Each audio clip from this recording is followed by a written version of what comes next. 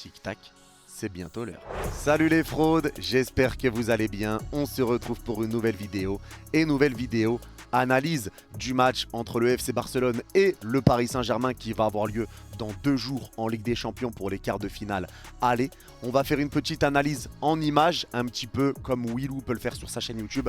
Une vidéo en images parce que le Barça est une équipe que je connais très bien et j'ai envie de mettre des images sur les mots que je vais employer, sur les points forts du FC Barcelone, les points faibles, donc là où il va falloir faire gaffe pour le Paris Saint-Germain et les points qu'il va falloir exploiter justement pour le PSG contre cette équipe du Barça. On va essayer de voir un petit peu tout ce qui s'est passé en images sur leur dernier match, leurs points forts, leurs faiblesses et on parlera également un petit peu en images du Paris Saint-Germain pour les points qu'on devra exploiter pour leur faire mal et surtout là où il faudra faire très attention. C'est la première fois que je vais faire une vidéo pareille sur ma chaîne mais j'avais envie de le faire pour vraiment illustrer tout ce que je pense de ce match et illustrer tous les dangers et toutes les qualités que peuvent avoir le FC Barcelone mais toutes les failles également. Si le concept vous plaît, n'hésitez pas à mettre le petit pouce bleu, à mettre le petit commentaire pour le référencement, à me dire si vous avez aimé ou pas aimé cette vidéo à la fin et à vous abonner si ce n'est pas encore fait. Vous êtes les gars.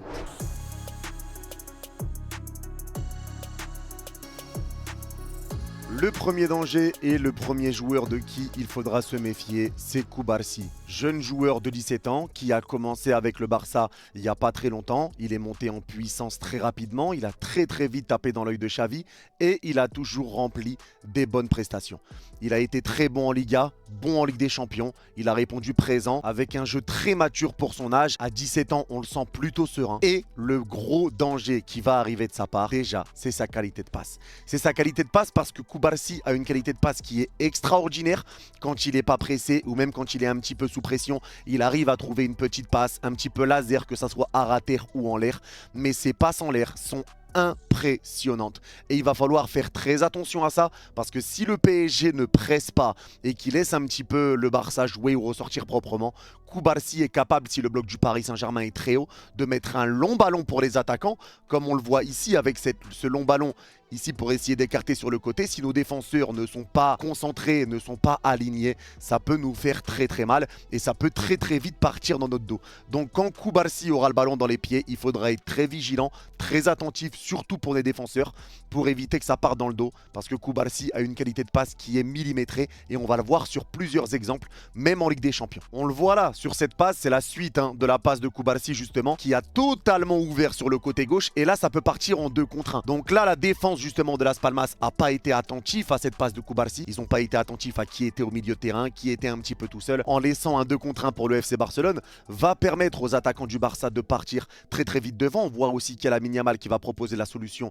sur le côté droit et que le défenseur de Las Palmas va devoir gérer ces assauts-là un peu tout seul, étant donné que le reste de la défense est aligné, mais ils sont déjà pris dans le dos et qu'il n'y a absolument pas hors-jeu.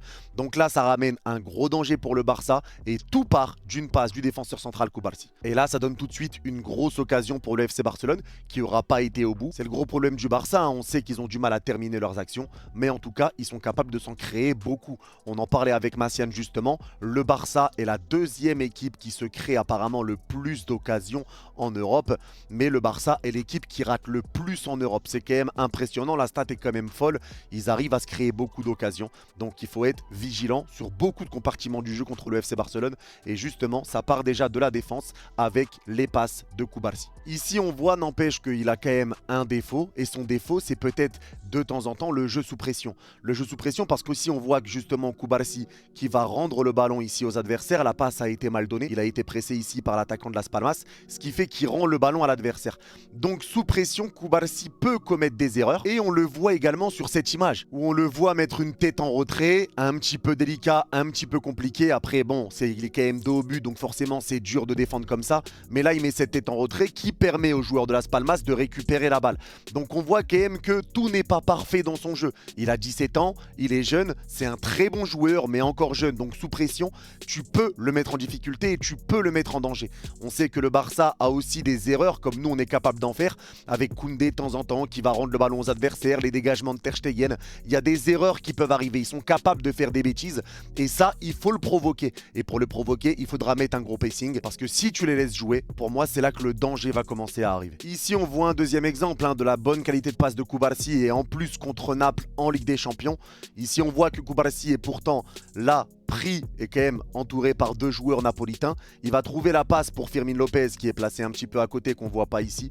Mais Fermin Lopez fait un appel et Cubarsí le sent. Et dans ce cas-là, il va mettre un long ballon encore une fois dans le dos de la défense. Les milieux qui sont pris sont tous fixés. Regardez là, tout le monde a les yeux fixés totalement sur Cubarsí. Personne prend l'info pour voir ce qui peut se passer derrière. Ils ont tous les yeux rivés sur lui. Et c'est là que peut être vraiment un gros danger. Parce qu'à la suite de ça, on se retrouve dans cette situation où Fermin Lopez, qui a fait l'appel, peut se retrouver en face à face s'il contrôle bien le ballon.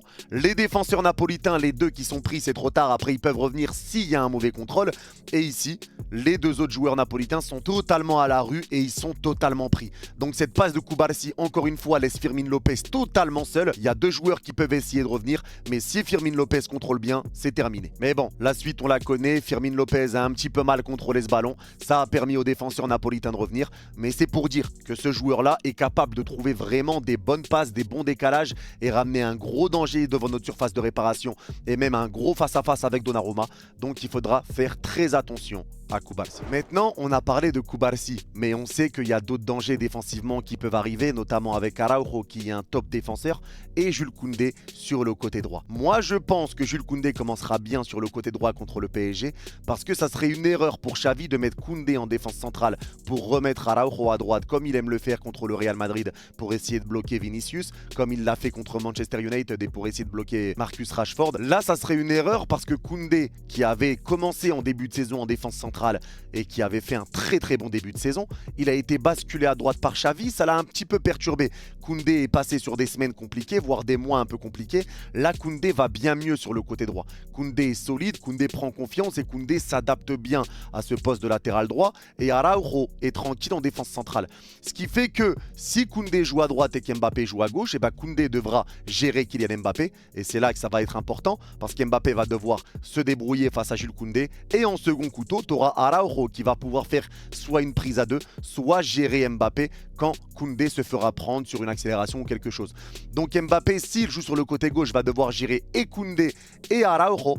Et si jamais Mbappé joue dans l'axe, Mbappé sera pris, je pense, au marquage individuel par Araujo. Par rapport à Cancelo, on va y venir, on en parle plus tard. Maintenant, retour sur les images et nouvelle image avec le bon vieux İlkay Gündoğan. Gündoğan qu'on ne présente pas, il a été excellent avec Manchester City, bon passage à Dortmund. Là, il est arrivé au FC Barcelone et c'est l'une des pièces maîtresses et l'un des joueurs qui est capable de sortir l'un des meilleurs niveaux dans cette équipe. Il est juste exceptionnel. On verra de qui il sera accompagné parce que forcément on peut parler aussi de Jong, de Pedri, mais à voir s'ils seront aptes à leur retour de blessure.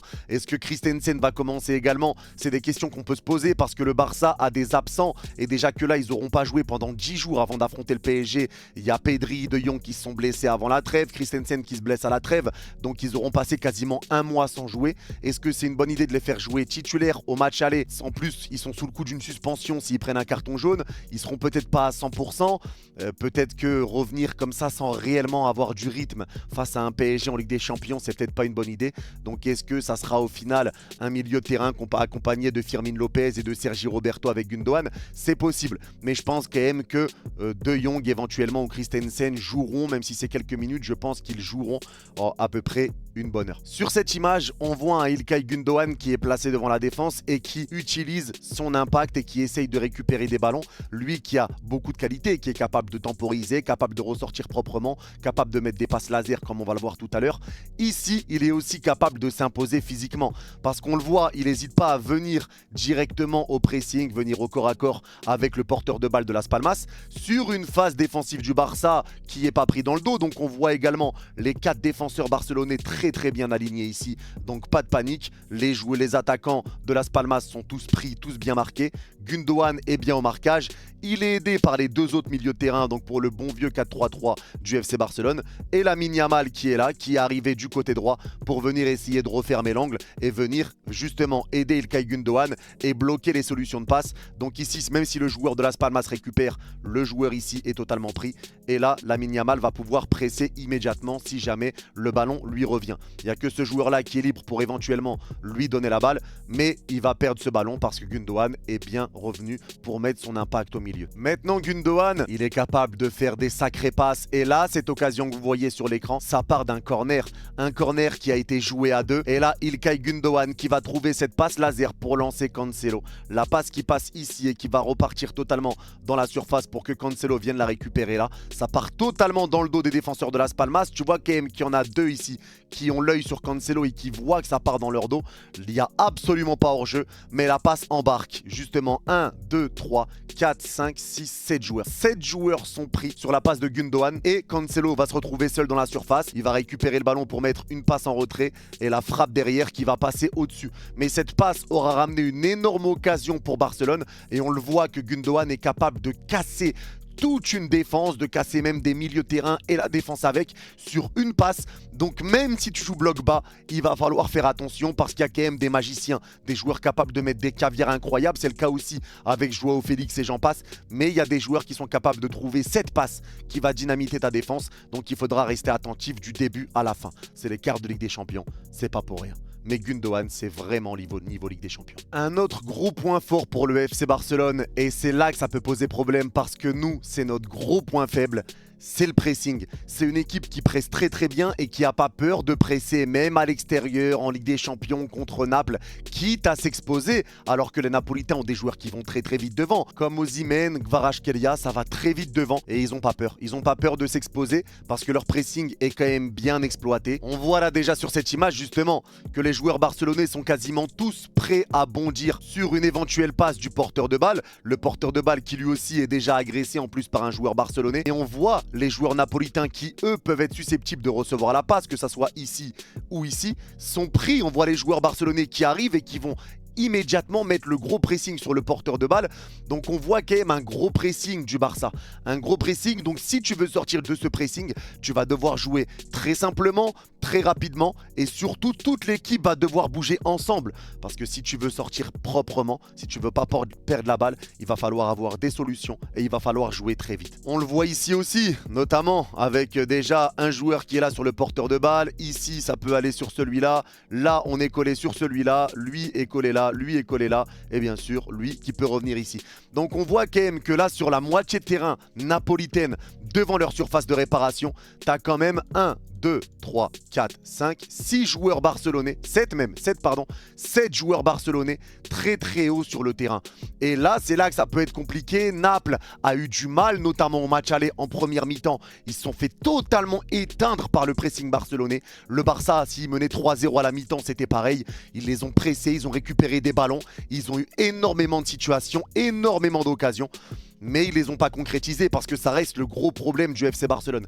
Mais si jamais le Barça est dans un bon jour, qui met un gros pressing et que tu n'arrives pas à sortir du pressing, ça va être compliqué. Maintenant, Luis Enrique connaît le FC Barcelone. Je pense qu'il a prévu également de faire quelque chose contre ça, contre ce plan. Donc ça va être aux joueurs d'être concentrés. Mais forcément, qui dit qualité dit aussi faiblesse. Et là, on est typiquement sur la grosse faiblesse du FC Barcelone, les ballons dans le dos. Et quand ça part dans le dos, c'est immédiatement dangereux. Et là, on est quand même sur un match contre Granada. C'est pas le Paris Saint-Germain, avec tout le respect pour Granada. Il y aura Dembélé sur le côté, Mbappé. C'est des joueurs qui vont très très vite devant. Des joueurs, même si on met Kolo Muani, tout ça, c'est des joueurs qui vont très très vite. Donc si tu arrives à ressortir du pressing du FC Barcelone, tu as ce joueur-là, par exemple, de Granada qui part tout seul. La défense du Barça qui est prise, Koundé qui est totalement en retard et pas replacé, mais en même temps le jeu part de l'autre côté. Et là, ça devient compliqué. Même si les joueurs de Granada n'ont pas suivi, parce que les deux solutions de passe sont un petit peu loin, cette occasion ne va pas aller au bout, elle ne va pas être transformée, mais ça ramène une grosse situation. Et si les attaquants suivent, et c'est ce qui va se passer avec le PSG, Mbappé, s'il part ou Dembélé ne partira pas seul, il y aura des solutions. Ça peut ramener des grosses occasions, des gros dangers et forcément des buts. Donc si tu arrives à sortir du pressing, parce que je pense que le Barça va presser, ils vont nous presser haut, ils vont pas rester derrière, à moins qu'ils aient réellement peur d'Mbappé, mais dans ce cas-là, ils vont changer totalement leur style de jeu. Et est-ce que c'est une bonne idée? Je ne pense pas. De t'adapter à ton adversaire, il vaut mieux arriver avec tes qualités et tes faiblesses, mais s'ils font comme ça, nous, on pourra exploiter justement les ballons dans le dos et partir très très rapidement. Parce que là, sur la suite de l'action, on voit quand même que le joueur de Granada a quand même réussi à rentrer dans la surface avec un joueur qui est un petit peu en retard sur lui et les deux autres défenseurs du Barça, et même je crois que là c'est Joao Félix, les deux autres défenseurs barcelonais sont un petit peu loin et donc peut-être pour couvrir une passe en retrait, après ils savent qu'ils ne peuvent pas revenir sur le porteur de balle et là il peut tenter une frappe croisée, c'est un petit peu excentré, Ter Stegen bloque bien son premier poteau, mais là c'est un petit peu excentré pour essayer de marquer. Mais forcément, un joueur avec plus de vitesse, un joueur qui est aidé, si jamais c'est Dembélé qui partait sur ce côté-là et qu'Mbappé se retrouvait ici, et bah forcément t'as une grosse occasion de but. Maintenant, les ballons dans le dos, on le sait, c'est leur faiblesse, c'est leur point faible, vu qu'ils pressent très très haut. Si tu récupères et que tu ressors propre, c'est danger. Et là, justement, pour nous, ce qui va être intéressant à exploiter, et on l'a fait contre Rennes, avec des Rennais qui étaient pourtant très nombreux eux aussi dans notre moitié de terrain. 1, 2, 3... 4, 5, 6, 7, 8 Rennais dans notre moitié de terrain. On a un bon pressing de la part de Vitinha. Zahir Emery qui est également là pour aider. Et le bon vieux Fabian Ruiz, donc nos trois milieux de terrain qui sont là sur le porteur de balle qui est entré de surface. Alors on voit quand même qu'on est dans son dos, mais il y a un bon pressing de Vitinha et la perte d'équilibre du joueur rennais. La défense ici parisienne, eh ben on est en 3 défenseurs, avec Nuno Mendes, avec Lucas Hernandez et avec Marquinhos, parce que Hakimi joue très très haut, et c'est pour ça que quand ça va très très vite dans notre dos, on se retrouve en 3 défenseurs, on en parlera après, mais on aime bien sur des phases offensives être en 3-3-4 ou en 3-4-3. Donc là on voit l'absence d'Hakimi, qui est là légèrement sur le retour, vu qu'il revient lui aussi d'une phase offensive, donc il n'est pas totalement placé, ce qui laisse un joueur totalement seul ici. En général, c'est Warren qui vient couvrir le côté droit quand Achraf Hakimi est monté et Hakimi qui vient prendre la place au milieu de terrain. Mais là, il n'y avait pas le temps. Tu étais obligé d'aller sur le porteur de balle et ce pressing fait qu'il y a une bonne récupération parisienne devant notre surface. Et avec tous ces Rennais-là, et ben forcément, ça nous crée une grosse opportunité. On voit ici la suite de l'action avec la bonne récupération, donc le joueur rennais qui tombe, Vitinha qui récupère bien la balle, bien aidé par Warren Zahir Emery, et le ballon qui va revenir tranquillement dans les pieds de Fabian Ruiz qui était là pour fermer l'angle et qui va récupérer la balle. Ce qui fait que là Fabian récupère un ballon et forcément avec tous les joueurs rennais qui sont là, tous les joueurs rennais qui sont pris ici, Fabian Ruiz va mettre un long ballon pour lancer Kylian Mbappé qui a fait un appel dans le dos de la défense. Notre gros point fort, de toute façon, c'est le jeu en transition, c'est le jeu rapide vers l'avant, avec des flèches comme on peut en avoir. Et là, Fabian va mettre un très très bon ballon. Et Fabian peut être le facteur X, parce que je le répète, pour moi, Ugarte ne jouera pas contre le FC Barcelone. Ça sera Fabian Ruiz qui jouera, je pense, parce que on le sait que Luis Enrique aime bien avoir des joueurs qui ont une bonne qualité au pied. Pour l'instant, Ugarte au pied, c'est pas encore ça, donc il va falloir encore du temps, même si on reste dans le train Ugarte. Mais je pense que le milieu de terrain sera Vitinha devant la défense, avec Fabian Ruiz et Zahir Emery s'il ne le met pas sur le côté droit, vu qu'Hakimi ne sera pas là. Mais en tout cas, Fabian là fait une très très belle ouverture et ça laisse Mbappé en 1 contre 1. Et ouais, tout d'un coup, Mbappé se retrouve en 1 contre 1 contre les Rennais.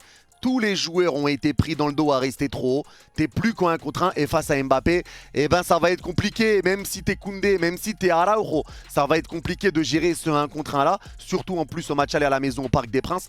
Donc si tu joues haut, tu t'exposes aussi. Et nous, c'est nos points forts, donc on prend totalement.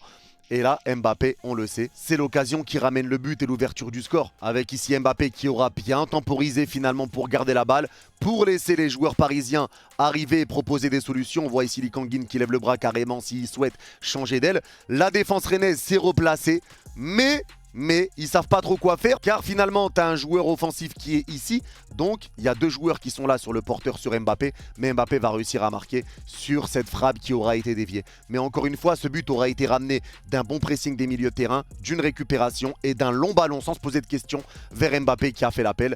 Donc le jeu en transition, le point faible du Barça, est un point fort du Paris Saint-Germain. Et c'est ça qu'il faut noter, comme le pressing du Barça est un point faible pour le Paris Saint-Germain. Donc si le Barça presse bien, ça peut être très dangereux pour nous. Mais si le Paris Saint-Germain en arrive à sortir de leur pressing, ça va être très dangereux pour eux.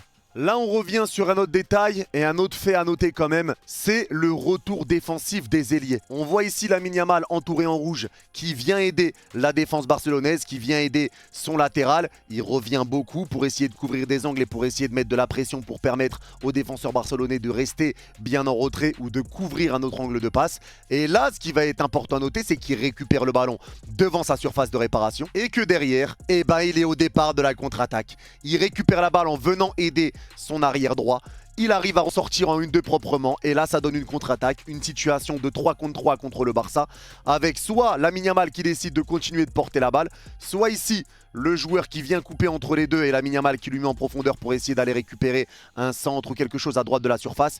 Ou ici, si le joueur est plus rapide, un bon appel, portée de balle de Lamine Yamal pour le lancer en profondeur derrière.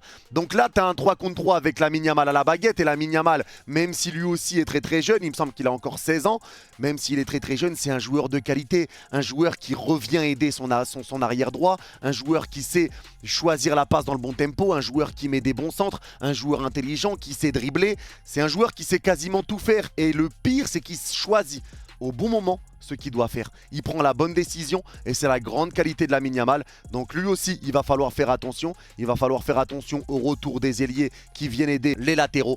Comme c'est notre cas au PSG, Dembélé vient le faire également. Mbappé le fait un petit peu moins. Mais voilà, nous, quand on a des ailiers, ils viennent aider les latéraux. Donc ça, c'est un point commun qu'on a entre le Barça et le Paris Saint-Germain. Les ailiers redescendent et viennent justement pouvoir aider sur une prise à deux. Mais en tout cas, le duel entre Lamine Yamal et Nuno Mendes, j'ai hâte de voir et on a totale confiance en notre Portugais. Et en parlant de Portugais, et bah forcément, une autre arme du Barça, et c'est un petit peu une arme pour nous aussi, mais de l'autre côté, ça va être Cancelo.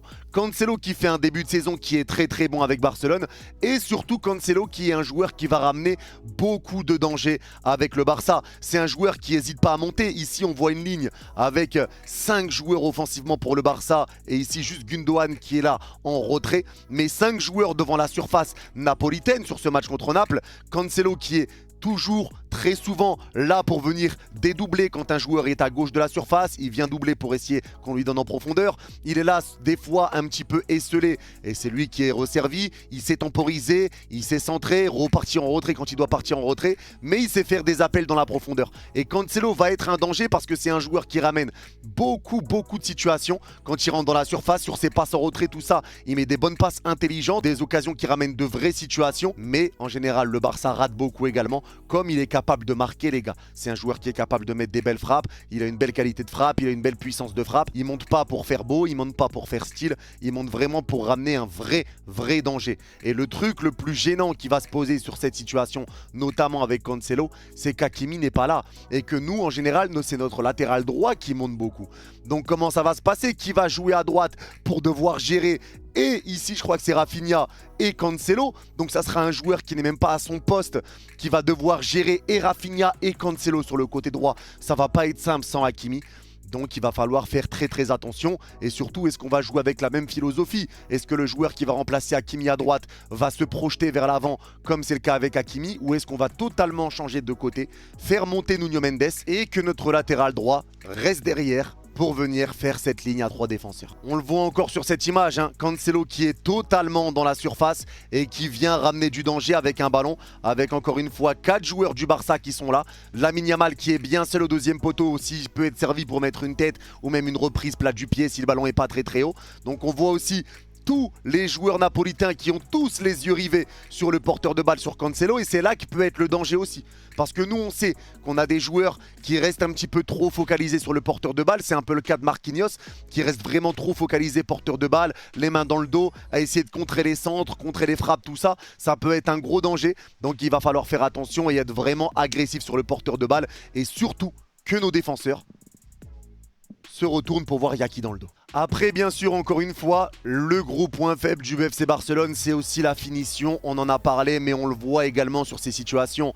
On voit qu'il y a 3 joueurs barcelonais ici avec Rafinha, Lewandowski et Lamine Yamal pour 2 joueurs de Las Palmas. Ici, Lewandowski a le choix soit de resservir ici Lamine Yamal, soit Rafinha temporise un peu et on lance Rafinha pour éviter qu'il soit hors jeu. Mais il a juste à pousser la balle. Il peut même y aller tout seul et se retrouver en face à face avec le gardien. Mais ici, au final, on voit que Lewandowski a fait le mauvais choix. Il est parti tout seul. Il a voulu pousser sa balle et là, mauvais contrôle, perte de balle et c'est son gros défaut, le jeu au pied. Quand c'est lui qui doit être un petit peu en retrait, c'est vraiment pas sa qualité. Mais là, vraiment, on voit que Lewandowski est sur un moment un petit peu compliqué avec le Barça, même si je le répète, ça va un petit peu mieux ces derniers temps.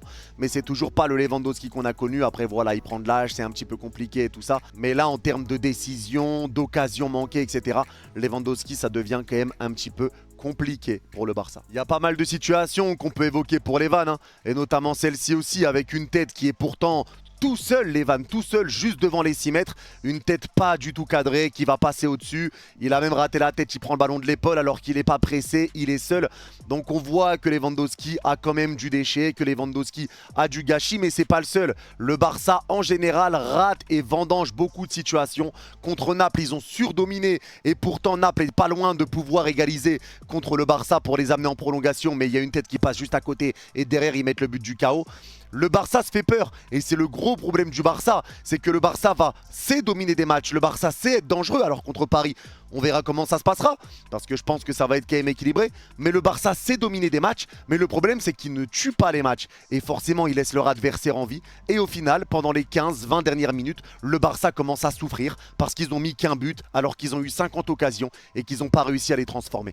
Donc ça peut être un bon point pour le PSG, c'est le gros déchet du FC Barcelone et nous si on arrive à exploiter leurs faiblesses, que ça soit déjà en termes de possession, si on arrive à dicter le jeu et à s'imposer, si on arrive à sortir de leur pressing, si on arrive à partir dans leur dos très rapidement, et ben je pense que le Barça va vraiment avoir du mal à gérer le Paris Saint-Germain. Et quand je vous dis qu'il y a des gros ratés et que ça tue pas le match, cette image en est vraiment la preuve, avec cette bonne passe ici sur le côté droit pour retrouver Joao Félix tout seul, le gardien est en train de courir pour se replacer et revenir sur le côté ici pour pouvoir couvrir l'angle, mais c'est compliqué, mais Joao Félix n'a plus qu'à la pousser et ça fait 2-0 pour le Barça à la 77e, mais malheureusement, Joao Félix va réussir à rater ça, il va frapper sur la barre, le ballon va derrière rebondir sur la cuisse du gardien et frapper le poteau pour ne pas rentrer et sortir totalement et ça va être dégagé par la défense.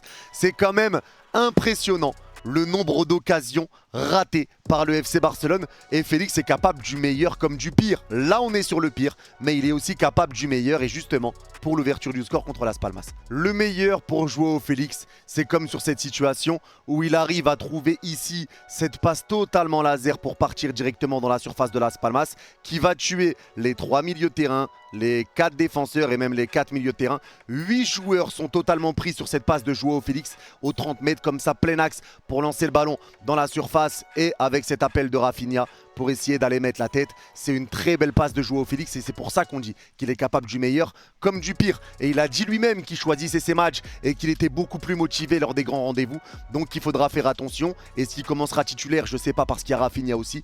Mais en tout cas, si Félix rentre, c'est un danger. Et on le voit encore une fois justement ici avec le ballon qui arrive tranquillement sur Rafinha. Rafinha qui va mettre sa tête tranquillement bien lobée avec le gardien qui est un petit peu avancé par rapport à sa surface.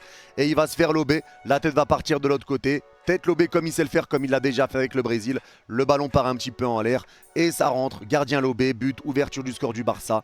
Très belle passe de la part de Félix, très bel appel de Rafinha, très belle tête, très belle finition. Comme quoi, c'est possible aussi. Ils arrivent aussi à terminer leurs actions. Donc voilà, pour les points forts et pour les faiblesses du FC Barcelone. On sait que c'est une équipe qui s'expose beaucoup, qui va très bien presser là où c'est notre faiblesse, à nous aussi.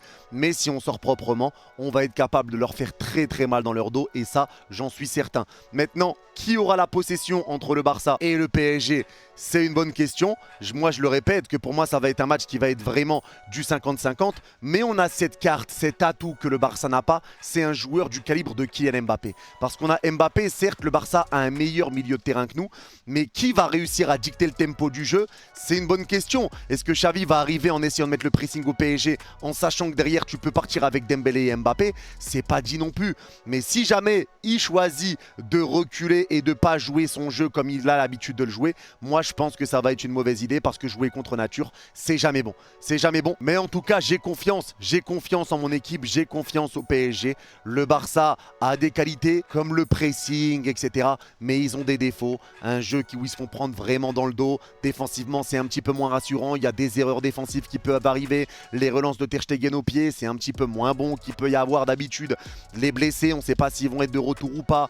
Comment Xavi va jouer, est-ce qu'il va mettre le pressing ou pas? Ils ne savent pas où va jouer Mbappé. Il y a beaucoup de choses où il y a des interrogations pour le Barça que nous, on n'a pas. Et ça, c'est une réalité. Nous, on sait déjà à peu près comment va jouer le Barça, contrairement à eux qui ne savent vraiment pas comment Luis Enrique va arriver. En plus, Luis Enrique connaît le FC Barcelone. Luis Enrique sait que le Barça presse. Luis Enrique sait comment le Barça joue parce qu'il a entraîné le Barça. Et parce que du coup, il connaît justement ces stratégies-là et il est capable de les contourner. C'est lui qui a mis en place aussi des stratégies avec le FC Barcelone. Il sait comment ça joue, il sait comment ça se passe. Donc, il va être capable de détourner tourner tout ça et justement de travailler sur une sortie de pressing et essayer de partir très vite en transition sur Mbappé ou Dembélé. Donc maintenant, on va faire confiance à Vitinha devant la défense. Ugarte, on ne pourra pas lui faire confiance, je pense, pour son jeu au pied. Avec le pressing du Barça, s'il perd des ballons, ça va être tout dangereux immédiatement. Alors je pense qu'on aura Vitinha devant la défense qui fait des très bonnes prestations en plus avec le PSG. Et devant la défense, il répond clairement présent.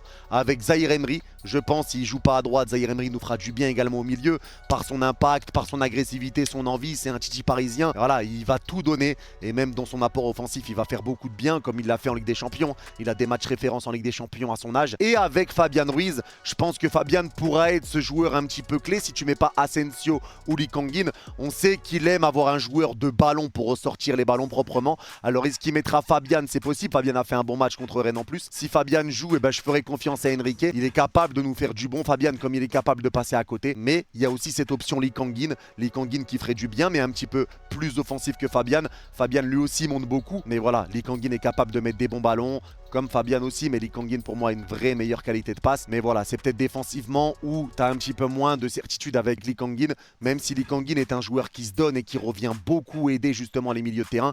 Mais je pense que Luis Enrique ne voudra pas créer ce déséquilibre. Il va remettre Zahir Emery, Fabian Ruiz avec Vitinha. Maintenant, nous, on connaît nos qualités. On est invaincu depuis 27 rencontres. On a un bon jeu vers l'avant. On est très fort en transition. On a du mal à jouer contre les blocs bas. Mais il va falloir faire attention et surtout en l'absence d'Hakimi. Là, on va parler de l'animation offensive du Paris Saint-Germain. Et forcément, des choses que certaines personnes n'arrivent pas à voir, hein, notamment Riolo, tout ça, qui se plaint de ne pas comprendre comment joue le PSG. C'est très simple. On voit ici Hakimi sur le côté droit qui monte et qui va vers l'avant parce que c'est un latéral qui monte. Luis Enrique n'aime pas avoir de latéraux qui montent, donc Mendes reste derrière. Et il va contribuer à une défense à 3 avec Lucas Hernandez et Marquinhos qui est là-bas qu'on ne voit pas. Donc défense à 3 ici avec Nuno Mendes, Lucas Hernandez et Marquinhos.